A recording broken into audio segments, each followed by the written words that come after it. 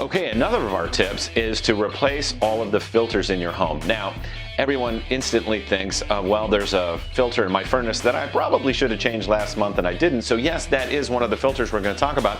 And you can see right here in this unit, it's just located right on the side of the unit of the furnace. This is the return air, so this is where the air goes into the unit to either be heated and cooled and go back into the rest of the house. This is probably the easiest one and the one most people think about when changing a filter.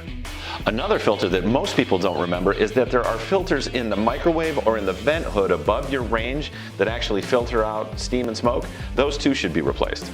Another filter is, everyone knows that lint is a potential fire hazard, so always want to clean your lint filter in your dryer. But the actual dryer vent that goes from the back of the dryer to the exterior of the house, you want to check that on the exterior to make sure that hasn't become obstructed either. Finally, in our vent cleaning series, the last thing you want to check is the outdoor portion of your dryer vent. Now, we talked about the importance of cleaning the lint filter inside.